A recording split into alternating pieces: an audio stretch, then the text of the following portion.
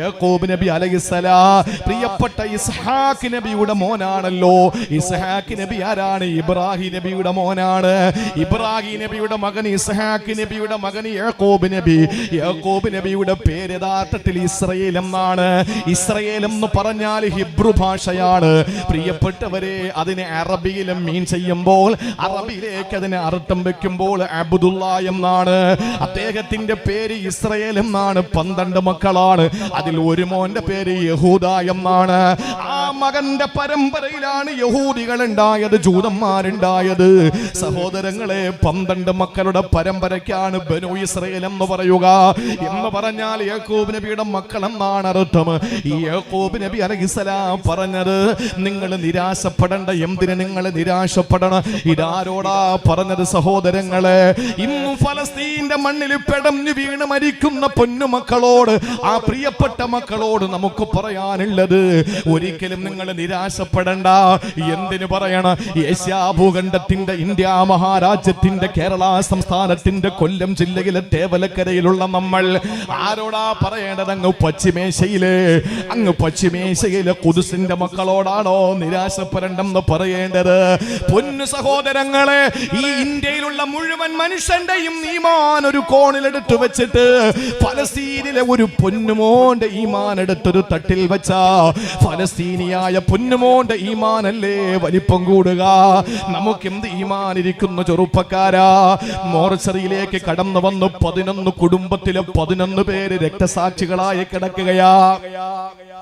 11 പേര്, മക്കളടക്കം, കുരുന്നുകളടക്കം, വൃദ്ധരടക്കം, സ്ത്രീകളടക്കം, കൂടപ്പറപ്പുകളടക്കം 11 പേര് കുടുംബത്തിൽ നിന്ന് മോർച്ചറിയിൽ കിടക്കുകയാണ്. അവരുടെ പലരുടെയും ശരീരത്തിന്റെ പാർട്സുകളില്ല, പലരുടെയും തലച്ചോറില്ല, പലരുടെയും കണ്ണുകളില്ല. 11 ബോഡിയുടെ മുമ്പിലും മയ്യത്തിന്റെ രക്തസാക്ഷികളുടെ ജനാസയുടെ മുമ്പിൽ വന്നപ്പോ പോസ്റ്റ്മോർട്ടം ചെയ്യുന്ന ഡോക്ടർ കെട്ടിപ്പിടിച്ചിട്ട് ആശ്വസിപ്പിക്കുമ്പോൾ 11 പേര് നഷ്ടപ്പെട്ടു പോയ കുടുംബത്തിലെ അവസാനത്തെ കണ്ണിയായ ഫലസ്തീനി യുവാവ് പറഞ്ഞതെന്തെന്നറിയോ? എന്നെ നിങ്ങൾ എന്തിനാ ആശ്വസിപ്പിക്കുന്നത്? അള്ളാന്റെ മാർഗത്തിൽ ആദ്യമായി രക്തസാക്ഷിയായത് ഇവരല്ലല്ലോ, അവസാനമായി രക്തസാക്ഷികളാകുന്നതും ഇവരല്ലല്ലോ. സഹോദരങ്ങളെ, ഈമാന്റെ മുമ്പിൽ പകച്ചു പോവുകയാ.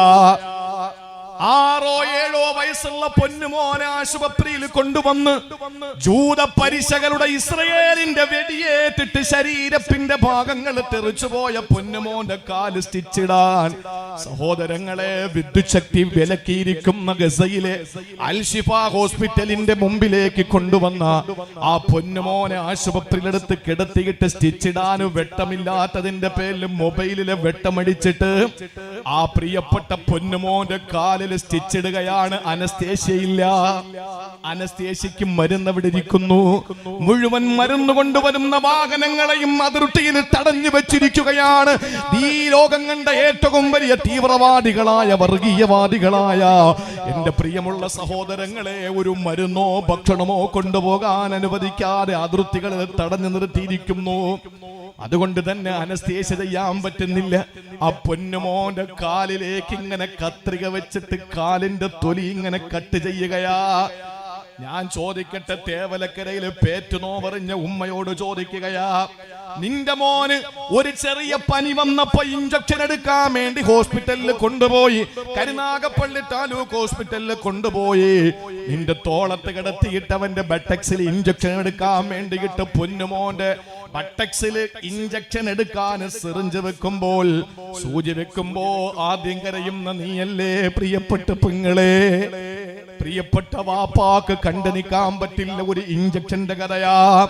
പൊന്നുമോന്റെ തൊലി ഇങ്ങനെ കട്ട് ചെയ്തിട്ട് ആ പൊന്നുമോന്റെ മാംസങ്ങൾ ചേർത്ത് വെച്ചിട്ട് തുന്നിത്തയ്ക്കുമ്പോൾ അനസ്തേഷ്യ ഇല്ലാത്ത പച്ച ശരീരത്തിലെ കീറുന്ന രംഗം കണ്ടിട്ട് ലോക മനസാക്ഷി മുഴുവനും പൊട്ടിക്കരഞ്ഞപ്പോഴും ബെഡിൽ കിടന്നുകൊണ്ട് 6 വയസ്സുകാരൻ ഓതുകയാണ്, വഖളാ റബ്ബുക അല്ലാ തഅബുദൂ ഇല്ലാ ഇയ്യാ വബിൽ വാലിദൈനി ഇഹ്സാനാ. അല്ലാഹുവിന്റെ പരിശുദ്ധ ഖുർആനിന്റെ ആയത്തോതിയിട്ട് ആ മകൻ ഇങ്ങനെ കിടക്കുകയാണ്. കരച്ചിലില്ല, നിലവിളിയില്ല. പറയാൻ പറ്റുമോ തേവലക്കരയിൽ ഒരു പെണ്ണിന് തന്റെ മകൻ ഇങ്ങനെയാണെന്ന് പറയാൻ പറ്റുമോ? ഇല്ല. സഹോദരങ്ങളെ, ചിന്തിക്കണം. നമ്മൾ വീട് മുഴുവനും നഷ്ടപ്പെട്ട്, സ്വത്ത് മുഴുവനും നഷ്ടപ്പെട്ട് നമുക്ക് വീണ്ടെടുക്കാം. പക്ഷേ ചതഞ്ഞരഞ്ഞ് കിടക്കുന്ന ആ പാവപ്പെട്ട പൊന്നുമക്കളുടെ ബോഡി എടുക്കാൻ പറ്റാതെ സങ്കടപ്പെടുമ്പോഴും ബ്രിട്ടൻ കൊണ്ടുവന്ന് ആയുധങ്ങൾ കൊടുക്കുകയാ. ഇന്ത്യയുടെ പ്രധാനമന്ത്രി പറയുന്നു ഞങ്ങൾ ഇസ്രയേലിനോടൊപ്പമാണ്. സഹോദരങ്ങളെ, അതുപോലെ തന്നെ പല രാജ്യങ്ങളും എത്രത്തോളം എന്ന് ചോദിച്ചാൽ വളരെ പ്രതീക്ഷയോടെ ലോകം കണ്ട ഏറ്റവും വലിയ വംശവെറിയനായ ഡൊണാൾഡ് ട്രംപിന് ശേഷം അമേരിക്കയുടെ പ്രസിഡന്റായി വൈറ്റ് ഹൗസിന്റെ അധിപനായി ജോസഫ് ബൈഡൻ എന്ന ജോ ബൈഡന് കടന്നു വന്നപ്പോ ലോകം മുഴുവനും പ്രതീക്ഷയോടെ നോക്കിക്കണ്ടു. ഇനി അവിടെ ഏതാനും ചില ആളുകൾ ഇത്രയും നാള് ഭരണം നടത്തിയിട്ട് അവരിൽ നിന്ന് സ്വജനപക്ഷപാതമല്ലാതെ മറ്റൊന്നും കാണാത്തപ്പോ ഇയാളെങ്കിലും കരുണ കാണിക്കുമെന്ന് ചിന്തിച്ചപ്പോൾ സഹോദരങ്ങളെ, ക്രിസ്ത്യാനിയായ ജോ ബൈഡൻ വന്നിട്ട് ജൂതനായ ആ മനുഷ്യന്റെ മുമ്പിൽ, ജൂതനായ ബെന്യാമിൻ നെതന്യാഹുവിന്റെ മുമ്പിൽ വന്നിട്ട് പറയുകയാണ് ഞാനും ഒരു സയനിസ്റ്റാണ്. സഹോദരങ്ങളെ, ചിന്തിക്കണം. ലോകത്തെ മുഴുവൻ മച്ചമ്പിമാരും അവർക്ക് അനുകൂലമാണ്. ഫലസ്തീന്റെ പൊന്നുമക്കൾ എവിടെ പോകാനാണ്? ഇസ്രയേലിൽ ഇരിക്കുന്ന ജൂതന്മാരുണ്ടല്ലോ, അവർക്ക് ഇരട്ട പൗരത്വമാണ്. രണ്ട് പാസ്പോർട്ടാണ് അവർക്കുള്ളത്. എവിടെ വേണോ എപ്പോഴും വേണോ പോകാം. പക്ഷെ ഫലസ്തീൻ മക്കളുടെ കാര്യം, എന്റെ സഹോദരങ്ങളെ, സങ്കടക്കടലിലാണ്. അവരോട് ആരാണ് പറയുക നിങ്ങൾ നിരാശപ്പെടരുതെന്ന്? അവർക്ക് നിരാശയില്ല. 16 വർഷം നീണ്ട കാത്തിരിപ്പിനൊടുവിൽ അല്ലാഹു മക്കളെ കൊടുക്കാത്ത ദമ്പതിമാര് 16 വർഷം കഴിഞ്ഞ് തന്റെ പള്ളയിൽ ഒരു ചെറിയ അനക്കം വന്നപ്പോ തനിക്ക് അല്ലാഹു ഒരു കുഞ്ഞിനെ തന്നെന്ന് മനസ്സിലാക്കിയപ്പോൾ, പ്രിയപ്പെട്ട സഹോദര, അടിവരയിട്ടുകൊണ്ട് ഞാൻ പറയുകയാണ്, 9 മാസം 10 ദിവസം കഴിഞ്ഞ് പ്രസവിച്ച പൊന്നുമോള്, ആ പ്രിയപ്പെട്ട ഭാര്യ നോക്കുമ്പോൾ 1 അല്ല 2 അല്ല 3 അല്ല 4 കൺമണികളെയാള കൊടുത്തത്. 16 വർഷക്കാലം മക്കളില്ലാതിരുന്നു. അവസാനം 4 കൺമണികളെ കൊടുത്തു. എത്ര സന്തോഷത്തോടെ 4 പൊന്നുമക്കളെ എടുത്ത് അമ്മിഞ്ഞു കൊടുത്തു. സ്തനപാനം നടത്തി. വാപ്പയ്ക്ക് സന്തോഷത്തിനതിരുകളില്ല. 4 മക്കളാണ് കുടുംബത്തിൽ കടന്നു വന്നത്. പക്ഷേ അതെത്ര നാള് നീണ്ടു നിന്നു സഹോദരാ. ബെന്യാമിൻ നെതന്യാഹുവിന്റെ ഇസ്രയേലിന്റെ ഇരുളിന്റെ സന്തതികൾ ആ 4 മക്കളെയും ബോംബിട്ട് കൊന്നില്ലേ? എത്ര പറയാനറയ്ക്കുന്ന 7-ാം തീയതിക്ക് ശേഷം നടന്ന ഒരൊറ്റ കലാപങ്ങളും 2000-ഓളം വരുന്ന കുഞ്ഞുമക്കൾ പിടഞ്ഞു വീണത്, 15,000-ഓളം വരുന്ന ഫലസ്തീനികൾ മരിച്ചപ്പോ അതിൽ 2000 കുഞ്ഞുങ്ങളാണ്. എന്ത് ചെയ്തിട്ടാ യാക്കോബ് നബി അലൈഹിസ്സലാം തന്റെ മക്കളോട് പറഞ്ഞത്? മക്കളെ, ലാ തൈഅസൂ മിൻ റൗഹില്ലാഹ്. ദുനിയാവിൽ എന്ത് നഷ്ടകഷ്ടങ്ങൾ വന്നാലും നിങ്ങൾ അല്ലാഹുവിന്റെ കാരുണ്യത്തിൽ നിന്ന് നിരാശപ്പെടരുതേ. അത് തന്നെയാണ് നമുക്കും പറയാനുള്ളത്. മക്കൾ മരണപ്പെട്ടു പോകാം, സമ്പത്ത് മുഴുവനും കൊള്ളയടിക്കപ്പെടാം, വീട് നശിച്ചു പോകാം. സഹോദര, ആ സമയത്ത് നമ്മുടെ മനസ്സിൽ വരേണ്ടത് അല്ലാഹ് സൃഷ്ടിച്ചത് തന്നെ ക്ലേശത്തിലാണ്. പക്ഷെ നീ നിരാശപ്പെടരുത്. കാരണം അല്ലാഹ് പറഞ്ഞു, ലാ തൈഅസൂ മിൻ റൗഹില്ലാഹ്. അല്ലാഹുവിന്റെ കരുണയിൽ നിന്ന് നിരാശപ്പെടരുത്. കാരണം എന്തെന്നറിയോ? അല്ലാഹു തിരിച്ചു തരും. അല്ലാഹു യാക്കൂബ് നബി അലൈഹിസ്സലാമിന് അല്ലാഹു യൂസുഫ് എന്ന മോനെ തിരിച്ചു കൊടുത്തു. ബിന്യാമീൻ എന്ന മോനെ തിരിച്ചു കൊടുത്തു. അല്ലേ? എങ്ങനാ തിരിച്ചു കൊടുത്തത്? പൊട്ടക്കിണറ്റിൽ വിവസ്ത്രനായി വീണുപോയ ഒരു ചെറിയ ബാലനായിട്ടാണോ? അല്ല. ഈജിപ്റ്റ് എന്ന് പറയുന്ന പ്രദേശത്തിന്റെ, ആ പ്രവിശ്യയുടെ, ആ രാജ്യത്തിന്റെ ഏറ്റവും വലിയ രാജാവായി അവരോധിക്കപ്പെട്ട യൂസുഫ് നബി അലൈഹിസ്സലാമിന്റെ ആ കൊട്ടാരത്തിന്റെ സിംഹാസനത്തിന്റെ മുമ്പിൽ ചെന്നിട്ട് യാക്കൂബ് നബി അലൈഹിസ്സലാം കണ്ണു തള്ളി നിൽക്കുക. എന്റെ മോൻ യൂസുഫ് ആണോ ഈ നിൽക്കുന്നത്? എന്താ ഇതിന് കാരണം? നിരാശയില്ലായിരുന്നു. അത് നിരാശപ്പെടാതിരിക്കാൻ എന്താ ചെയ്യേണ്ടതെന്നറിയാം? ഒരു കാര്യം ഞാൻ പറഞ്ഞുതരാം. എന്തെങ്കിലും പരീക്ഷണം അള്ളാഹു തന്ന 10,000 പേരെടുത്ത് പറഞ്ഞു നടക്കും. അള്ളാഹ്ക്ക് അത് ഇഷ്ടമല്ല. അള്ളാഹ് പരീക്ഷണം മാറ്റൂല. പരീക്ഷണം അള്ളാഹ് മാറ്റി തരൂല. ആരോടും അത് പറയരുത്. ഒരു ഖുദ്സിയായ ഹദീസിൽ കാണാം, അല്ലാഹ് പറയുന്നു, എടാ ഞാൻ അവന് എനിക്ക് എന്തുമാത്രം ധിക്കാരം പ്രവർത്തിക്കുന്നു, ഞാൻ പറഞ്ഞതിന് വിരുദ്ധമായി അവൻ ചെയ്തുകൊണ്ടിരിക്കുന്നു, പക്ഷെ ഞാൻ എന്റെ മുഖറബീങ്ങളായ മലായിക്കത്തുകളോട് പോലും പറഞ്ഞിട്ടില്ല. അല്ലാഹ് പറയാൻ, കള്ള് കുടിക്കല്ലേ എന്ന് പറഞ്ഞ് അവൻ കള്ളേ കുടിക്കൂ, പലിശ വാങ്ങലെന്ന് പറഞ്ഞ് പലിശയെ വാങ്ങൂ, എന്ത് ഞാൻ ചെയ്യരുതെന്ന് പറഞ്ഞു അതൊക്കെ അവൻ ചെയ്യും, എന്ത് ചെയ്യാൻ പറഞ്ഞു അതൊക്കെ അവന് വെപ്രാളമാണ് ചെയ്യാൻ. സക്കാത്ത് കൊടുക്കാൻ, ഹജ്ജിന് പോകാൻ, നോമ്പ് പിടിക്കാൻ, നിസ്കരിക്കാൻ, വഅള് കേൾക്കാൻ, ഇതൊക്കെ അവന് സങ്കടമാണ്. എന്നാ പിന്നെ ദഫ് വെച്ച് നോക്ക്, എന്നാ പിന്നെ ഗാനമേള വെച്ച് നോക്ക്, ക്യൂപുട്ടെന്നൊക്കെയാ കുത്തിയാടി പൊത്തിയാടി വരുന്നത്. അള്ളാഹു അനുവദിച്ച അള്ളാഹുവിന് ഇഷ്ടമുള്ള കാര്യങ്ങൾ എന്നൊക്കെ അകന്നു പോവുക. എന്നിട്ട് അള്ളാഹു ആരോടെങ്കിലും പറഞ്ഞോ? അള്ളാഹ് പറയുന്നു, എന്റെ മുഖറബീങ്ങളായ മലക്കുകളോട് പോലും ഞാൻ പറഞ്ഞിട്ടില്ല, പക്ഷെ ഞാൻ അവനൊരു പനിയോ തലവേദനയോ കൊടുത്താൽ ലോകം മൊത്തം അറിയും. അവൻ എല്ലായിടത്തും പറഞ്ഞു നടക്കാൻ. ഇത് അള്ളാഹുവിന്റെ ഒരു പരാതിയാണ്. അങ്ങനെ പരിഭവവും പരാതിയും ജനങ്ങളോട് പറഞ്ഞു നടക്കുന്നവന് അള്ളാഹ് പരീക്ഷണം മാറ്റി കൊടുക്കൂല. തെളിവ് എന്താണെന്നറിയോ? യാക്കൂബ് നബിയുടെ കണ്ണിന്റെ കാഴ്ച പോയല്ലോ. ഏതെങ്കിലും ഭാര്യ ഒളിച്ചോടി പോയതോ മരിച്ചു പോയതിന്റെ പേരിൽ ഭർത്താവിന്റെ കാഴ്ച കരഞ്ഞെറിഞ്ഞു പോയിട്ടുണ്ടോ? ചരിത്രത്തിൽ ഉണ്ടോ? വാപ്പ മരിച്ചതിന്റെ പേരിൽ ഏതെങ്കിലും മോന്റെ കണ്ണിന്റെ കാഴ്ച നഷ്ടപ്പെട്ടിട്ടുണ്ടോ കരഞ്ഞിട്ട്? ഇല്ല. ചരിത്രത്തിൽ തന്റെ പ്രിയപ്പെട്ട മകൻ നഷ്ടപ്പെട്ടു പോയ വേദനയിൽ മരിച്ചു എന്ന് ഉറപ്പായിരുന്നെങ്കിൽ യാക്കൂബ് നബി ഇത്രയും കരയില്ല. മരിച്ചു എന്ന് ഈ മക്കൾ പറഞ്ഞ അന്നേ ഈ മക്കൾക്കൊരു സ്വഭാവം ഉണ്ട്. എന്താണെന്നറിയോ? അന്ന് ഈ 10 തലതിരിഞ്ഞ മക്കളായിരുന്നു. 2 നല്ലതുള്ളൂ, യൂസുഫ് നബിയും ബിന്യാമീൻ നബിയും. ഈ 10 കള്ള രക്തം പുരട്ടി ചെമ്മായ പിടിച്ചു എന്ന് ആടിനെ അറുത്തിട്ട് യൂസുഫ് നബിയുടെ കുപ്പായത്തിൽ രക്തം പുരട്ടിയിട്ട് ഇത് യൂസുഫിനെ ചെമ്മായ പിടിച്ചതാണെന്ന് പറഞ്ഞ് കള്ളം പറഞ്ഞിട്ടാണ് വാപ്പാടെ മുമ്പിൽ കരഞ്ഞുകൊണ്ട് വന്നത്. അന്ന് തുടങ്ങിയതാണ് ഈ പരിപാടി. പ്രിയപ്പെട്ട സഹോദരങ്ങളെ, മഹാനായ യാക്കൂബ് നബി അലൈഹിസ്സലാമിന്റെ കാഴ്ച നഷ്ടപ്പെട്ടത് തന്റെ പൊന്നുമോന് യൂസുഫ് എന്ന് പറയുന്ന മകനെ നഷ്ടപ്പെട്ടതിന്റെ പേരിലാണ്. മരിച്ചു എന്ന് യാക്കൂബ് നബിക്ക് ഉറപ്പുണ്ടായിരുന്നെങ്കിൽ ഇത്രയും കരയൂല. മറിച്ച് നമ്മളങ്ങനാണല്ലോ, മകനോ മകളോ അല്ലെങ്കിൽ ബന്ധുക്കൾ ആരെങ്കിലും കടലിൽ പോയി അല്ലെങ്കിൽ കാണാതെ നഷ്ടപ്പെട്ടു, അങ്ങനെ ആയാൽ നമുക്ക് സങ്കടമാണ്. 24 മണിക്കൂർ വേദനയാണ്. അവസാനം കടപ്പുറത്തൊരു ശരീരം പൊങ്ങി, അത് മകന്റെതാണെന്നറിഞ്ഞു കഴിഞ്ഞാൽ പിന്നെ 3 ദിവസമുള്ള കരച്ചില്. ഇല്ലെങ്കിലോ 300 ദിവസവും കരഞ്ഞിരിക്കുന്നത് എവിടെയാണ്. യാക്കൂബ് നബി അലൈഹിസ്സലാമിന്റെ സങ്കടം എന്താണ്? മകൻ മരിച്ചിട്ടില്ല എന്നും ചെന്നായ പിടിച്ചിട്ടില്ല എന്നും വ്യക്തമായി അറിയുന്ന യാക്കൂബ് നബി അലൈഹിസ്സലാമിന് യൂസുഫ് നബി എവിടെയാണെന്ന് അങ്കലാപ്പാണ്. ആ വേദനയിൽ കരഞ്ഞ് കാഴ്ച നഷ്ടപ്പെട്ടപ്പോ ഒരിക്കൽ യാക്കൂബ് നബിയുടെ ഒരു സഹോദരൻ വന്നിട്ട് ചോദിച്ചു, യൂസുഫേ, എന്താ കാഴ്ചയൊക്കെ പോയല്ലേ? അതേ സഹോദര, കാഴ്ചയൊക്കെ നഷ്ടപ്പെട്ടു. എന്താ കാരണം? എന്റെ യൂസുഫ് നഷ്ടപ്പെട്ടതിൽ ഞാൻ കരഞ്ഞതാണ്, എനിക്ക് സഹിക്കാൻ പറ്റുന്നില്ല എന്ന് പറഞ്ഞിട്ട് വിഷമങ്ങളൊക്കെ സഹോദരന്റെ മുമ്പിൽ അങ്ങോട്ട് ഷെയർ ചെയ്യാൻ ചോദിച്ചു. നിന്റെ മുതുക് വളഞ്ഞു പോയതെന്താണ്? മുതുക് വില്ല് പോലെ വളഞ്ഞു. യാക്കൂബ് നബി പറഞ്ഞു, ബിന്യാമീനും കൂടെ നഷ്ടപ്പെട്ടപ്പോൾ എനിക്ക് താങ്ങാൻ പറ്റിയില്ല. അവസാനം ഞാൻ ഒരേ ഇരിപ്പ് വീട്ടിൽ ഇരുന്നിരുന്ന് എന്റെ മുതുക് വളഞ്ഞു പോയി. ആ സമയത്ത് നസലൽ അമീനു മലക്ക് ജിബ്രീൽ അലൈഹിസ്സലാം ഇറങ്ങി വരിക യാക്കൂബ് നബിയുടെ അടുത്ത്. എന്നിട്ട് യാക്കൂബ് നബിയുടെ മുന്നിൽ വന്നപ്പോ യാക്കൂബ് നബി കണ്ടു ജിബ്രീലിനെ. ജിബ്രീൽ വന്നിട്ട് യാക്കൂബ് നബിയോട് പറഞ്ഞു, ഇന്നല്ലാഹ യുഖരിഉക സലാം,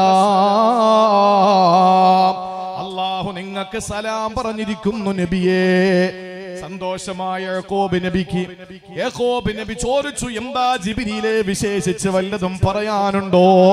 ആ സമയത്ത് അല്ലാഹുവിന്റെ മലക്ക് ജിബ്രീൽ യാക്കൂബ് നബിയോട് പറയുന്നു, അലാ തസ്തഹീ, നിങ്ങൾക്ക് ഉളുപ്പുണ്ടോ എന്ന് അല്ലാഹ് ചോദിച്ചിരിക്കുകയാ. നിങ്ങൾക്ക് നാണമുണ്ടോ? നിങ്ങൾക്ക് ലജ്ജയുണ്ടോ? യാക്കൂബ് നബി സ്തബ്ധനായി. യാക്കൂബ് നബി ചോദിച്ചു, ഞാൻ എന്ത് ചെയ്തു? ജിബ്രീൽ പറഞ്ഞു, നിങ്ങൾക്ക് അല്ലാഹു തന്ന 2 പരീക്ഷണങ്ങൾ, 2 മക്കളുടെ വേർപാട്. ആ വേർപാടിൽ നിങ്ങൾ മനം നൊന്തിരിക്കുമ്പോ ഈ സങ്കടങ്ങൾ എന്തിനാണ് ജനങ്ങളോട് വിളിച്ചു പറഞ്ഞത്? അത് അല്ലാഹുക്ക് ഇഷ്ടമല്ല. ആ സമയത്ത് യാക്കൂബ് നബി അലൈഹിസ്സലാം ചാടി എഴുന്നേറ്റു. അവിടെ നിന്ന് ഉറക്കെ വിളിച്ചു പറഞ്ഞ വാക്കെന്തെന്നറിയോ? ഖുർആൻ സൂറത്ത് യൂസുഫിൽ കാണാ, ഇന്നമാ ബത്തി വഹുസ്നി ഇലല്ലാഹ്. എന്റെ ദുഃഖവും എന്റെ പ്രയാസവും എന്റെ എല്ലാ വേവലാദികളും അല്ലാഹനെ ഞാൻ അങ്ങേൽപ്പിക്കുകയാണ്. അള്ളാഹ് അതങ്ങ് ഇഷ്ടപ്പെട്ടു. അള്ളാഹു എന്ത് ചെയ്തു? യൂസുഫ് നബിയെ തിരിച്ചു കൊടുത്തു. യാക്കോബ് നബിക്ക് ബിന്യാമീനെ തിരിച്ചു കൊടുത്തു അള്ളാഹു. അതാണ് സഹോദര, അള്ളാഹു മടക്കി തരും. എന്ത് നഷ്ട കഷ്ടങ്ങൾ വന്നാലും ലാ തൈഅസൂ മിൻ റൗഹില്ലാ, അള്ളാന്റെ കാരുണ്യത്തിൽ നിന്ന് നിരാശപ്പെടരുത്. അള്ളാഹു മടക്കി തരും. പക്ഷേ അത് ആരോടും പറഞ്ഞു നടക്കരുത്. എനിക്ക് അങ്ങനെ പറ്റി ഇങ്ങനെ പറ്റി ദുആരക്കാൻ ഏതെങ്കിലും ഉസ്താദുമാരോടോ അല്ലെങ്കിൽ വേണ്ടപ്പെട്ടവരോടോ പറയാൻ നമുക്ക് കുമ്പസാര ഇല്ലല്ലോ. അങ്ങനെ ഒന്ന് ആലോചിച്ച് നോക്കിയേ, നമുക്ക് കുമ്പസാരം ഉണ്ടോ? പള്ളിയിലെ ഇമാമിനെ ചെന്നിട്ട് ഇമാമിന്റെ റൂമിന്റെ അപ്പുറത്ത് നിന്നിട്ട് ജനലിലൂടെ അപ്പുറത്തൂടെ ഉസ്താദെ ഞാൻ ഇന്ന കാര്യങ്ങൾ ചെയ്തു, ഉസ്താദ് എന്ന് പറയും. ആ പൊക്കോട്ടെ, കുഴപ്പമില്ല, പൊക്കോ എന്ന് പറയുന്ന കുമ്പസാര ഇസ്ലാമിലില്ല. ഇത് ആരോടാ പറയേണ്ടത്? അള്ളാഹുവിനോട്. പിന്നെ എന്ത് നമുക്ക് പറയാം? വലൗ അന്നഹും ഇല്ലലമു അൻഫുസഹും ജാഊക വസ്തഗ്ഫറുല്ലാഹ വസ്തഗ്ഫറ ലഹുമുർ റസൂല വജദുല്ലാഹ തവ്വാബർ റഹീമ. ഇത് നമുക്ക് തെളിവാണ്. ആരെ കണ്ടാലും പറയാം, ഞാൻ ഒരുപാട് പാവങ്ങൾ ചെയ്തു പോയവനാ, പൊറുക്കാൻ വേണ്ടി ദുആരക്കണം. ഫസ്തഗ്ഫറ ലഹുമുർ റസൂൽ, റസൂൽ അവർക്ക് വേണ്ടി പൊറുക്കലിനെ തേടും. വസ്തഗ്ഫറുല്ലാഹ്, അവരും അല്ലാഹുവോട് പൊറുക്കലിനെ തേടുമ്പോൾ ലവജദുല്ലാഹ തവ്വാബർ റഹീമ. നമുക്ക് എല്ലായിടത്തും പറയാം എന്റെ പാപങ്ങൾ പൊറുക്കാൻ ദുആരക്കണേ. അല്ലാതെ ഞാൻ അത് ചെയ്തു ഇത് ചെയ്തു. അള്ളാന്റെ റസൂല് പറഞ്ഞല്ലോ, ഞാൻ പുറത്തു കൊടുക്കാത്തൊരു വിഭാഗം മുജാഹിരീങ്ങളാണ്. മുജാഹിദല്ല, മുജാഹിരീങ്ങൾ. എന്താ ഈ മുജാഹറ? വഇന്ന മിനൽ മുജാഹറ. മുജാഹറ എന്ന് പറഞ്ഞാൽ രാത്രി അവരൊരു തെറ്റ് ചെയ്യും, രാവിലെ ജനങ്ങളോട് പറഞ്ഞു നടക്കും. ഞാൻ ഇന്നലെ രാത്രി അത് ചെയ്തു, ഞാൻ ഇന്നലെ അങ്ങനെ ചെയ്തു ഇങ്ങനെ ചെയ്തു, അവിടെ പോയി രണ്ടെണ്ണം അടിച്ചു, ഇവിടെ പോയി രണ്ടെണ്ണം അടിച്ചു, അവിടെ അവളെ കൊണ്ടുപോയി, ഇവിടെ ഇവനെ കൊണ്ടുപോയി. ഇതൊക്കെ ജനങ്ങളോട് പറയുന്നത് അല്ലാഹുവിന് വെറുപ്പാണ്. അതുകൊണ്ട് സഹോദരങ്ങളെ, തിന്മയായാലും ആരോടും പറയണ്ട, സങ്കടമായാലും ആരോടും പറയണ്ട. ഇത് രണ്ടാമത്തേത്. ഒരു മനുഷ്യൻ നേരിടുന്ന രണ്ടാമത്തെ പ്രശ്നം, ഒന്ന് അവന്റെ പാപങ്ങൾ, രണ്ട് അവന്റെ ദുനിയാവിന്റെ നഷ്ടകഷ്ടങ്ങൾ. മനസ്സിലായല്ലോ? മനസ്സിലാവുന്നുണ്ടോ? ഇനി മൂന്നാമത്തേത് അല്ലാഹുവിന്റെ വിശുദ്ധ ഖുർആൻ പറയുകയാണ്. മൂന്നാമത്തേത് മനുഷ്യന്റെ ചതിയാണ്. ഒന്നവൻ ചെയ്ത പാപങ്ങൾ, ഒരു മനുഷ്യൻ അനുഭവിക്കുന്ന പ്രശ്നങ്ങളാണ്. രണ്ട് അവന്റെ നഷ്ടകഷ്ടങ്ങൾ. ഇനി മൂന്നാമത്തേത് ആരോ അവനെ ചതിച്ചു, ആരോ അവനെ വഞ്ചിച്ചു, ആരോ അവനെ പറ്റിച്ചു, ആരോ അവനെ തേച്ചു. ഇതിനെ പറ്റിയിട്ടാണ് മൂന്നാമത് ഖുർആൻ പറഞ്ഞത്. മഹാനായ യൂസുഫ് നബി അലൈഹിസ്സലാമിന്റെ അടുക്കലേക്ക് ബിന്യാമീനെ കടന്നു വരികയാണ്. ഒരു മോഷണ കുറ്റത്തിനാണ് ബിന്യാമീനെ കൂടെ നിർത്താൻ യൂസുഫ് നബി അലൈഹിസ്സലാം എടുത്ത ഹിക്മത്ത് ചരിത്രമറിയുമല്ല, ഞാൻ പറയുന്നില്ല. യാക്കൂബ് നബിയുടെ പൊന്നുമോൻ യൂസുഫ് നബിയുടെ ചാരത്തേക്ക് ബിന്യാമീൻ വന്നപ്പോൾ ബിന്യാമീൻ എന്ന സഹോദരനോട് യൂസുഫ് എന്ന സഹോദരൻ പറയുകയാണ്, വലമ്മാ ദഖലൂ അലാ യൂസുഫ ആവാ ഇലൈഹി അഖാ. തന്റെ സഹോദരനെ തന്നിലേക്ക് ചേർത്ത് നിർത്തുകയാണ് യൂസുഫ് നബി അലൈഹിസ്സലാം ചെയ്തത്. എന്നിട്ട് പറഞ്ഞു, ഖാല ഇന്നി അഖൂ. ബിന്യാമീനെ, ഞാൻ ആരെന്നറിയോ? ഈജിപ്തിന്റെ രാജാവായ ഞാൻ ആരെന്നറിയോ? ഇന്നി അഖൂ, നിന്റെ കാണാതെ പോയി മരിച്ചു പോയെന്ന് സഹോദരങ്ങൾ പറഞ്ഞ യൂസുഫാടാ. ബിന്യാമീൻ ഞെട്ടിപ്പോയി. ബിന്യാമീൻ സംഭീതനായി, പരിഭ്രമചിത്തനായി യൂസുഫ് നബി അലൈഹിസ്സലാമിന്റെ മുഖത്തേക്ക് നോക്കിയിട്ട് ബിന്യാമീനെ കണ്ണു തള്ളിയിരിക്കുമ്പോ യൂസുഫ് നബി അലൈഹിസ്സലാം പറഞ്ഞതെന്തെന്നറിയോ? എവരെല്ലാം എന്നെ ചതിച്ചതാ മോനെ, എവരൊക്കെ എന്നെ ചതിച്ചതാണ്. പക്ഷേ ഫലാ തബ്തഇസ് ബിമാ കാനൂ യഅമലൂ, അവര് ചെയ്തതിനെ പറ്റിയിട്ടൊന്നും ഒരു നിരാശയും ദുഃഖവും നിനക്ക് വേണ്ട. നിന്റെ സഹോദരങ്ങൾ, എന്റെ സഹോദരങ്ങൾ നമ്മളോട് കാണിച്ചത് ഒന്നിനെ പറ്റിയും ദുഃഖിക്കരുത്. കാരണം യൂസുഫ് നബിയെ കൊന്നു. യൂസുഫ് നബി ചെന്നായ പിടിച്ചു എന്ന് രാജാവിന്റെ മുമ്പിൽ പറഞ്ഞു. ഇവര് കൊന്നു, ചെന്നായ പിടിച്ചു എന്ന് പറഞ്ഞ ആളാണ് ഇരിക്കുന്നതെന്ന് അവർക്കറിയില്ല. പിന്നെ ബിന്യാമീനെ മോഷ്ടിച്ചു എന്ന് സ്വർണത്തിന്റെ കിണ്ടി, സ്വർണത്തിന്റെ പാത്രം, സ്വർണത്തിന്റെ അളവുകോല് ബിന്യാമീന്റെ ആ സഞ്ചിക്കകത്ത്, റേഷൻ വാങ്ങിയ സഞ്ചിക്കകത്തിട്ടത് യൂസുഫ് നബി തന്നെയാണ്. എന്നിട്ട് നഷ്ടപ്പെട്ടു. ആരാ മോഷ്ടിച്ചത്? സഹോദരങ്ങൾ പറഞ്ഞു, ഞങ്ങൾ കള്ളം ജൂതന്മാരല്ല. അവസാനം കണ്ടെത്തി ബിന്യാമീന്റെ സഞ്ചിയില്. ആ സമയത്താണ് യൂസുഫ് നബി അലൈഹിസ്സലാം ചോദിച്ചു, എന്താ ചെയ്യേണ്ടത്? ബിന്യാമീനെ ഞങ്ങളോടൊപ്പം വിടണമെന്നവര് പറഞ്ഞു നോക്കി, ഇല്ല. അവസാനം ബിന്യാമീനെ തടവിൽ പിടിക്കുകയാണ്. അത് യൂസുഫ് നബിക്ക് തന്റെ കൂടെ സഹോദരനെ നിർത്താനുള്ള ഹിക്മത്തായിരുന്നു, മോഷ്ടിച്ചതല്ല. അപ്പോഴാണ് സഹോദരങ്ങൾ പറഞ്ഞത്, ഇന്ന് ജൂതന്മാര് പറയും പോലെ അന്ന് പറഞ്ഞത്, യവൻ മോഷ്ടിച്ചിട്ടുണ്ടെങ്കിൽ ഞങ്ങൾ തള്ളിക്കളയുന്നില്ല. യവന്റെ ജ്യേഷ്ഠൻ യൂസുഫും പെരുങ്കള്ളനായിരുന്നു. ആരോടായി പറയുന്നത്? യൂസുഫ് നബിയോടാ. യൂസുഫ് നബിക്കറിയാം ഇവര് സഹോദരങ്ങളാണ് എന്ന്. അതുകൊണ്ടാണ് പറഞ്ഞത്, മനുഷ്യൻ ചതിക്കും, മനുഷ്യന് ഇല്ലാത്തത് പറയും, മനുഷ്യന് കള്ളം പറയും, മനുഷ്യൻ പലതും പറഞ്ഞു പരത്തു. അതെല്ലാം നമ്മൾ കേൾക്കുമ്പോ മനുഷ്യന്റെ ചതിയുടെ വിഷയത്തിൽ നമ്മൾ എന്താ ചെയ്യേണ്ടത്? അല്ല പറയുന്നു, ഫലാ തബ്തഇസ് ബിമാ കാനൂ യഅമലൂ. നിന്നെ സൃഷ്ടിച്ചത് ക്ലേശത്തിലാണ്, അതിന്റെ ഒരു തലം ജനങ്ങളുടെ ചതിയാണ്. അതിൽ നീ നിരാശപ്പെടരുത്, ദുഃഖിക്കരുത്. നമ്മളെ ചതിക്കാൻ വേണ്ടി ഒരുത്തൻ കുഴിയെടുത്താൽ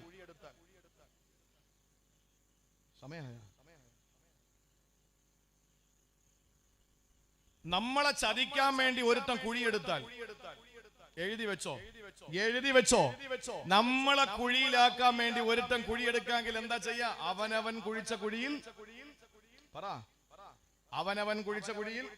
അവൻ തന്നെ. വമയ്യഹ്തഫിർ ബിറൻ ലിയുഖീഅ ഗൈറഹു സയുഖാഉ ഫിൽ ബിഇരിൽ ലദീ ഹുവ ഹാഫിറു.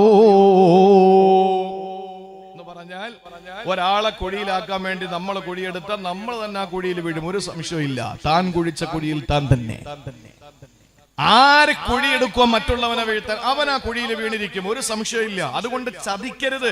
ചതിക്കപ്പെട്ട ആളുകളോട് പറയാനുള്ളത്, വഞ്ചിക്കപ്പെട്ടവരോട് പറയാനുള്ളത്, ലാ തബ്തഇസ്, ദുഃഖിക്കരുത്. കാരണം എന്താ? അല്ലാഹു നിങ്ങൾക്ക് തരും, അല്ലാഹു നിങ്ങൾക്ക് തരും. യൂസുഫ് നബിയുടെ മുമ്പിൽ വന്നിട്ട് 10 സഹോദരങ്ങൾ പൊട്ടിക്കരഞ്ഞിട്ട് പറഞ്ഞു, മാപ്പാക്കണം, തെറ്റുപറ്റിപ്പോയി. യാക്കൂബ് നബിക്ക് ബോധ്യമായി, ബിന്യാമീന് ബോധ്യമായി, 10 സഹോദരങ്ങൾക്കും ബോധ്യമായി ചെയ്തു പോയത് തെറ്റാണെന്ന്. ആ ഒരു അവസ്ഥയിലേക്ക് അള്ളാഹു ഒരു മനുഷ്യനെ കൊണ്ടെത്തിക്കും. അതുകൊണ്ട് ആര് ചതിക്കാൻ നോക്കിയാലും പ്രിയപ്പെട്ട സഹോദരങ്ങളെ, കാലുവാരുന്ന കാലമാണ്. ആരും വിശ്വസിക്കാൻ, ഉടുത്തിരിക്കുന്ന തുണിയെ വിശ്വസിക്കാൻ പറ്റില്ല, അല്ലേ? അതുകൊണ്ട് അള്ളാന്റെ റസൂല് പറഞ്ഞത്, അഹബിബ് ഹബീബക ഹൗനമ്മ അസായകൂന ബഗീലക യൗമമ്മ അബഗൽ ബഗീലക ഹൗനമ്മ അസായകൂന ഹബീബക യൗമമ്മ. എന്താ അതിന്റെ അർത്ഥം? നമ്മൾ ആരോടെങ്കിലും ഒന്ന് കൂടിയാലേ എല്ലാം അങ്ങോട്ട് തുറന്നടിച്ചു കൊടുക്കരുത്. നമ്മൾ ആരോടെങ്കിലും ഒന്ന് കൂടിക്കഴിഞ്ഞാൽ എല്ലാ രഹസ്യങ്ങളും അങ്ങ് പൊട്ടിച്ചു കൊടുക്കരുത്. കാരണം അസായകൂന ബഗീലക യൗമമ്മ, യവൻ നാളൊരു സമയത്ത് നമ്മുടെ ശത്രുവാകും. ഇനി ആരെയോടെങ്കിലും നമുക്ക് ദേഷ്യം ഉണ്ടെങ്കിലോ അവനെ അങ്ങേ അറ്റം കുറ്റം പറയരുത്. കാരണം യവൻ നാളൊരു സമയത്ത് നിന്റെ കൂട്ടുകാരനായി വരേണ്ടവനാണ്. അതുകൊണ്ട് സഹോദരങ്ങളെ, ചതിയുടെ പേരിൽ സങ്കടപ്പെട്ട് ക്ലേശത്തിലകപ്പെട്ടിരിക്കുമ്പോൾ അല്ലാഹു പറയുകയാണ്, ഫലാ തബ്തഇസ് ബിമാ കാനൂ യഅമലൂൻ. ഒരിക്കൽ പോലും അല്ലാഹു പറയുകയാണ്, അവർ ചെയ്യുന്ന പ്രവൃത്തിയുടെ പേരിൽ നിങ്ങൾ ദുഃഖിക്കാൻ പാടില്ല, ഒരിക്കലും പ്രയാസപ്പെടാൻ പാടില്ല. ഇത് അല്ലാഹുവിന്റെ വിശുദ്ധമായ ഖുർആനിന്റെ പ്രഖ്യാപനമാണ്. സഹോദരങ്ങളെ, നാലാമതൊരു മനുഷ്യൻ നേരിടുന്ന ക്ലേശമേതെന്നറിയോ? മറന്നുപോകല്ലേ, ഒന്ന് പാപമാണ്, മറ്റൊന്ന് ജീവിതത്തിന്റെ നഷ്ടകഷ്ടങ്ങളാണ്, മൂന്നാമത്തേത് മറ്റുള്ളവരുടെ ചീറ്റിംഗ് ആണ്, ചതിയാണ്. ഇനി നാലാമത് നമ്മൾ നേരിടുന്ന പ്രശ്നമേതെന്നറിയോ? സഹോദരങ്ങളെ, നമ്മൾ നേരിടുന്ന ഏറ്റവും വലിയ പ്രശ്നം അത് ഭരണാധികാരികളുടെ ഭീകരതയാണ്. അധികാരികൾ മിനൽ ഖൗമിൽ ളാലിമീൻ. നീ പേടിക്കണ്ട, ഭയപ്പെടരുത്. എന്തിനു പേടിക്കണം? ആരെ ഭയക്കണം? നമ്മൾ ആരെ പേടിക്കണം? സഹോദരങ്ങളെ, ഒരു സത്യവിശ്വാസി സംബന്ധിച്ചിടത്തോളം അവനെ അള്ളാഹു സൃഷ്ടിച്ചത് തന്നെ ക്ലേശത്തിലാണ്. അതിന്റെ നാലാമത്തെ തലം ഭരണാധികാരികളിൽ നിന്നുണ്ടാകുന്ന ക്ലേശമാണ്. അതിൽ നമ്മൾ എന്തിനു പേടിക്കണം? നമ്മൾ എന്തിനു ഭയപ്പെടണം? നിങ്ങൾ നോക്ക്, ശുഐബ് നബിയുടെ മുമ്പിൽ അകപ്പെടുകയാ മൂസാ നബി അലൈഹിസ്സലാം. ആരാ കൊണ്ടെത്തിച്ചത്? അള്ളാഹു. തന്റെ കൗമിൽപ്പെട്ട ഒരാളും അതേപോലെ ഫിർഔനിന്റെ കൂട്ടത്തിൽപ്പെട്ട ഒരാളും തമ്മിൽ ഒരു വാക്കേറ്റം നടക്കുമ്പോ ആ വാക്കേറ്റത്തിലും മധ്യസ്ഥനായി വരേണ്ട മൂസാ നബി അലൈഹിസ്സലാം ആ മനുഷ്യനെ പിടിച്ചങ്ങോട്ട് മാറ്റുമ്പോഴാണ് അയാൾ വീണിട്ട് ശക്തനായ മൂസാ നബിയുടെ ആ ശക്തമായ പ്രതിരോധത്തിന്റെ പേരിൽ അയാൾ വീണു മരിച്ചു. ഇയാൾ വീണു മരിക്കുമ്പോ ന്യായമായിട്ടും ആ രഹസ്യം ആരാണ് കൊന്നത് എന്ന് ഭരണാധികാരി അറിഞ്ഞിട്ടില്ല, ഫിർഔൻ അറിഞ്ഞിട്ടില്ല. അങ്ങനെ ഇരിക്കുമ്പോഴാണ് വീണ്ടും ഈ വഴക്കാളിയായ തന്റെ കൗമിപ്പെട്ടവൻ വേറൊരുത്തനോടൊപ്പം ഉടക്കുണ്ടാക്കുന്നു. ഇവനാണ് കഴിഞ്ഞ പ്രാവശ്യം മറ്റേയാളോടൊപ്പം ഉടക്കുണ്ടാക്കിയത്. ഇയാള് വീണ്ടും പോയി തലയിട്ട് പ്രശ്നം ഉണ്ടാക്കി. മൂസാ നബി അലൈഹിസ്സലാം വന്നിട്ട് ഇവനോട്, സ്വന്തം കൗമിപ്പെട്ടവനോട് പറഞ്ഞു, നിനക്ക് ഇത് തന്നെയാടാ പണി എന്ന് ചോദിച്ചിട്ട് അവന്റെ നേരെ അങ്ങോട്ട് ചെന്നപ്പോ അവൻ കരുതി നേരത്തെ മരിച്ചുപോയ ആളിനെ പോലെ താനും കൊല്ലപ്പെടുമെന്ന് കരുതിക്കൊണ്ട് ഇയാൾ മൂസാ നബിയോട് പറഞ്ഞു, അന്ന് കൊന്നതുപോലെ എന്നെ കൊന്നുകളയല്ലേ എന്ന് പറഞ്ഞു. ഇതാര് കേട്ടു? ശത്രുവായ മനുഷ്യൻ കേട്ടിട്ട് രാജാവിനോട് വിവരം പറയാൻ, നമ്മുടെ കൗമിൽപ്പെട്ട ജനതയിൽപ്പെട്ട അയാളെ കൊന്നുകളഞ്ഞത് ഈ മൂസയാണ് എന്ന വിവരം അറിഞ്ഞപ്പോൾ ഭരണകൂടത്തിൽ നിന്ന് ശക്തമായ എതിർപ്പുണ്ടായി. ആ ഭരണകൂടം തന്നെ തുറുങ്കിലടയ്ക്കുമെന്ന് കണ്ടപ്പോൾ ദയായിക്ക് രാമാനം നാടുവിടുകയാണ്. നാട് വിട്ട് നേരെ, അള്ളാന്റെ കൽപ്പനയാണ്, ഇതൊക്കെ ഒരു സബബാണ്, നേരെ വന്നു മദിയന ജലാശയത്തിന്റെ അടുത്തെത്തുമ്പോൾ കുറെ സ്ത്രീകൾ വെള്ളം കോരാതെ മാറി നിൽക്കുകയാ. അവിടത്തെ ചെറുപ്പക്കാര് വെള്ളം കോരിക്കൊണ്ട് നിൽക്കുന്ന കാഴ്ച കാണുകയാണ്. ആ സമയത്ത് മഹാനായ മൂസാ നബി അലൈഹിസ്സലാം ആ സ്ത്രീകളോട് ചെന്നിട്ട് ചോദിക്കുകയാണ്, എന്തേ വെള്ളം കോരുന്നില്ലേ? അവര് പറഞ്ഞു, ഞങ്ങളുടെ പിതാവ് വളരെ ക്ഷീണിതനാണ്, വൃദ്ധനാണ്, വീട്ടിൽ വേറെ ആണുങ്ങൾ ആരുമില്ല, ഞങ്ങൾ വെള്ളം കോരാമെന്നതാ, അതുകൊണ്ട് തന്നെ ഞങ്ങൾക്ക് വെള്ളം കോരാൻ അങ്ങോട്ട് അടുക്കാൻ പോലും പറ്റുന്നില്ല. ചെറുപ്പക്കാര് വെള്ളം കോരുകയാ, ഒട്ടകങ്ങളെ വെള്ളം കൊടുപ്പിക്കുകയാ, ആട്ടിൻപറ്റങ്ങൾക്ക് വെള്ളം കൊടുക്കുകയാ. ആ സമയത്ത് മൂസാ നബി അലൈഹിസ്സലാം അവരിൽ നിന്ന് പാത്രം വാങ്ങുകയാണ്, കുടം വാങ്ങുകയാണ്. എന്നിട്ട് ജലാശയത്തിന്റെ അടുക്കൽ ചെന്നപ്പോൾ ചെറുപ്പക്കാർ തിങ്ങിക്കൂടി നിൽക്കുമ്പോ ഒരു വലിയ പാറ, ആ പാറ മൂസാ നബി എടുത്തങ്ങ് മാറ്റിയിട്ട് അതിൽ നിന്ന് വെള്ളം കോരുകയാ. ആ ശേഖരിച്ച വെള്ളം കൊണ്ടുവന്ന് മൂസാ നബി അലൈഹിസ്സലാം പെൺകുട്ടികളുടെ കയ്യിൽ കൊടുക്കുമ്പോ അവര് സന്തോഷത്തോടെ തിരിച്ചു വീട്ടിലേക്ക് പോയി. വാപ്പ ചോദിച്ചു, മക്കളെ പെട്ടെന്ന് എന്താ തിരിച്ചു വന്നത്? വാപ്പ, ഇന്ന് ഞങ്ങളെ സഹായിക്കാൻ ഒരു ചെറുപ്പക്കാരൻ വന്നു. വാപ്പ കട്ടിലിൽ കിടന്നുകൊണ്ട് പറഞ്ഞു, പൊന്നുമക്കളെ, അവൻ ഈ നാട്ടുകാരനാവൂല, കാരണം ഈ നാട്ടുകാരങ്ങനെ നന്ദി കാണിക്കുന്നവരല്ലല്ലോ, അതുകൊണ്ട് പൊന്നുമക്കളെ, ആ ചെറുപ്പക്കാരൻ വിദേശിയാകാൻ സാധ്യതയുണ്ട്, കൂലി കൊടുക്കോ? ഇല്ല, കൂലി കൊടുത്തിട്ടില്ല, എന്നാൽ വിളിച്ചു കൊണ്ടുവാ, ഞാൻ അവർക്ക് കൂലി കൊടുക്കട്ടെ. മൂസാ നബി അലൈഹിസ്സലാം വൃക്ഷത്തിന്റെ ചുവട്ടിൽ ഇങ്ങനെ ഇരുന്നിട്ട് ഓതുകയാണ്, റബ്ബി ഇന്നി ലിമാ അൻസൽത ഇലയ്യ മിൻ ഖൈരിൻ ഫഖീർ. അല്ലാഹുവേ, നീ എന്ത് അനുഗ്രഹം തന്നാലും ഞാൻ അതിലേക്ക് ആവശ്യക്കാരനാ. ഇത് പറഞ്ഞു തീരുമ്പോൾ ആ പിതാവിന്റെ രണ്ട് പെൺമക്കളും ഓടിയെത്തുകയാ. ആ മക്കൾ വന്നിട്ട് പറഞ്ഞു, ആ വന്നതിൽ ആ സ്ത്രീ പറഞ്ഞു, അല്ലയോ ചെറുപ്പക്കാരാ, എന്റെ വാപ്പ നിങ്ങളെ ക്ഷണിക്കുകയാണ് കൂലി തരാൻ വേണ്ടിയിട്ട്. ആ സന്ദർഭത്തിൽ മൂസാ നബി അലൈഹിസ്സലാം എഴുന്നേറ്റു. എന്നിട്ട് ആ പെൺകുട്ടിയോടൊപ്പം വീട്ടിലേക്ക് പോകുമ്പോൾ, സഹോദരങ്ങളെ, ഈ ഈത്തപ്പന നാര് കൊണ്ട് നിർമ്മിക്കപ്പെട്ട കട്ടിലിലെ അവശനായ ഒരു ഉപ്പ കിടക്കുകയാ. ആ ഉപ്പയോട് ചെന്നിട്ട്, എവിടെ നിന്ന് വരുന്നു മോനെ? ആ സമയത്ത് അള്ളാന്റെ പ്രവാചകനായ കലീമുല്ലാഹി മൂസാ നബിക്ക് അന്ന് റിസാലത്ത് കിട്ടിയിട്ടില്ല. മൂസാ നബി കാര്യങ്ങളെല്ലാം വിവരിച്ചപ്പോൾ ആ പ്രിയപ്പെട്ട ഉപ്പ പറഞ്ഞ വാക്കാണ്, ഖാലലാ തഖാഫ് നജൗത മിനൽ ഖൗമിൽ ളാലിമീൻ. ലാ തഖഫ് നജൗത മിനൽ ഖൗമിൽ ളാലിമീൻ. ഒരിക്കലും ഭയപ്പെടരുത്, അല്ലാഹു അക്രമികളിൽ നിന്ന് അങ്ങേ രക്ഷിച്ചിരിക്കുകയാ. മൂസാ നബി ചോദിച്ചു, നിങ്ങൾ ആരാ? ആ പനനാര് കൊണ്ട് നിർമ്മിക്കപ്പെട്ട, ഈത്തപ്പന നാര് കൊണ്ട് നിർമ്മിക്കപ്പെട്ട ആ കട്ടിലിൽ കിടക്കുന്ന വൃദ്ധൻ പറഞ്ഞു, ഞാനാണ് ശുഐബ് നബി അലൈഹിസ്സലാം. മൂസാ നബിക്ക് സന്തോഷമായി. മൂസാ നബി അലൈഹിസ്സലാം ആ പ്രിയപ്പെട്ട മകളെ കല്യാണം കഴിപ്പിച്ചു കൊടുക്കാൻ തീരുമാനിച്ചു. ഇതിനിടയിൽ കുറെ കഥകൾ വേറെ ഉണ്ട്. കൂലി കൊടുക്കുന്ന രംഗവും ആ കൂലി കൊടുക്കാൻ വേണ്ടിയിട്ട് എന്താ കൂലി? അതെന്റെ മോളെ കെട്ടലാണെന്നൊക്കെ പറയുന്ന രംഗം. ആ സമയത്ത് മകള് പറഞ്ഞു, വാപ്പ നിങ്ങൾ കൂലി കൊടുക്കാൻ വേണ്ടി തെരഞ്ഞെടുത്ത ചെറുപ്പക്കാരൻ നല്ല വിശ്വസ്തനും നല്ല സത്യസന്ധനുമാണ്, നല്ല വിശ്വസ്തനും ശക്തനുമാണ്. ഇന്ന ഖൈറ മൻ ഇസ്തഅജർതൽ ഖവിയുൽ അമീൻ. അല്ലാഹുവിന്റെ ഖുർആൻ പറയാ, തെരഞ്ഞെടുത്ത ചെറുപ്പക്കാരൻ ശക്തനും വിശ്വസ്തനുമാണ്. ശുഐബ് നബി അലൈഹിസ്സലാം ചോദിച്ചു, മോളോട് നിനക്കെങ്ങനെ അറിയാം ഇയാള് വിശ്വസ്തനും ശക്തനുമാണെന്ന്? ശക്തനാണെന്ന് പറയാൻ കാരണം വാപ്പാ 10 പേര് പിടിച്ചാ പൊങ്ങാത്ത പാറ ഈ മനുഷ്യ ഒറ്റയ്ക്കെടുത്ത് മാറ്റിയിട്ട് അതിൽ നിന്നാ വെള്ളം കോരി തന്നത്. മനസ്സിലായി ഇയാൾ നല്ല ശക്തിയുള്ളവനാ. എന്നാൽ ഈ മനുഷ്യൻ വിശ്വസ്തനാണെന്ന് എങ്ങനെ ബോധ്യപ്പെട്ടു? ആ മോള് പറഞ്ഞു, വാപ്പ ഞാൻ ചെന്നിട്ട് ഈ മനുഷ്യനെ വിളിച്ചു, വാപ്പ വിളിക്കാന്ന് പറഞ്ഞു. കൂടെ വന്നു. കുറെ ദൂരം കഴിഞ്ഞപ്പോ ഞാൻ മുന്നിലും ഇയാൾ പിന്നിലും ആയിരുന്നു. കുറെ കഴിഞ്ഞപ്പോ എന്നോട് പറഞ്ഞു, പെണ്ണെ നീ എന്റെ പിന്നിലു വാ, നീ നടക്കുമ്പോ നിന്റെ പുറകുവശം എന്റെ കണ്ണിൽ പെടുകയാ, അതുകൊണ്ട് അത് തെറ്റാണ്, നീ പിറകിൽ വാ, ഞാൻ മുമ്പേ നടക്കാം. പെണ്ണെ ചോദിച്ചു, നിങ്ങൾക്ക് വഴിയറിയില്ലല്ലോ? അപ്പൊ മൂസാ നബി പറഞ്ഞു, അത്രേ ഞാൻ വഴി തെറ്റുകയാണെങ്കിൽ നീ ഒരു കല്ലെടുത്ത് എന്റെ ദേഹത്തെറിയണം,